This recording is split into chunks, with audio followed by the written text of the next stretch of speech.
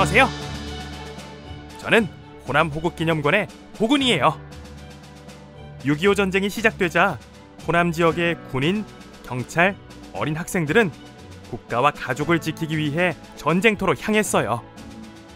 호남 호국기념관은 호남 지역 사람들의 나라 사랑 정신을 널리 알리고 기억하기 위해 세워졌어요. 민족의 비극 6.25 전쟁, 국가와 가족을 지키기 위해 싸웠던 호국 영웅들은 수없이 많았어요. 오늘 제가 소개할 호국 영웅은 전남 순천에서 태어나서 탱크 잡는 불사조라는 멋진 별명을 가지고 있는 조달진 소위예요. 탱크 잡는 불사조라니 정말 멋지지 않나요? 조달진 소위는 어떻게 이런 멋진 별명을 얻게 되었을까요? 1950년 6월 25일 북한의 기습남침으로 시작된 6.25 전쟁. 전쟁 초기 강력한 탱크를 앞세워 공격하는 북한군에 의해 우리 국군은 큰 위기에 처했어요.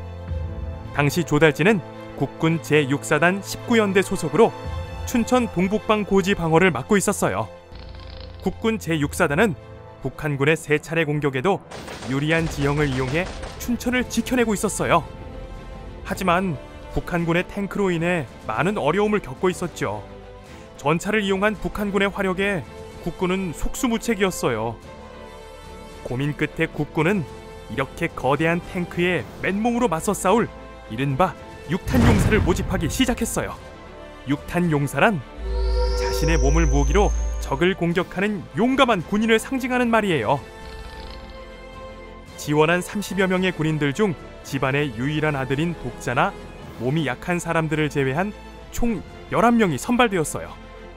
당시 일병이었던 조달진 소위를 포함해 이 11명의 용감한 육탄용사는 모두 일병이었어요. 마침내 찾아온 대망의 작전 전날, 조달진 소위는 이렇게 생각했다고 해요. 언젠가는 죽어야 할 목숨, 이 생명을 조국이 필요로 하는데 가만히 앉아서 지켜보기만 할 수는 없어. 조국을 위해 싸우자. 6월 27일 밤 10시 11명의 육탄용사들은 적이 있는 곳을 향해 출동해 홍천 말곡에 도착했어요. 6월 28일 아침 8시 반, 드디어 북한군이 10여 대의 전차를 끌고 공격해오기 시작했어요. 조달진 소위는 배수로를 통해 몰래 북한군의 탱크로 다가갔어요. 그때 조달진 소위는 이런 생각을 했다고 해요. 순간 나는 다시 한번 굳게 마음을 다잡고 북한군 탱크를 바라보았다. 그리고 어금니를 질끈 씹으면서 이 몸을 조국을 위해 던지기로 결심하였다. 한결 마음이 안정되었다.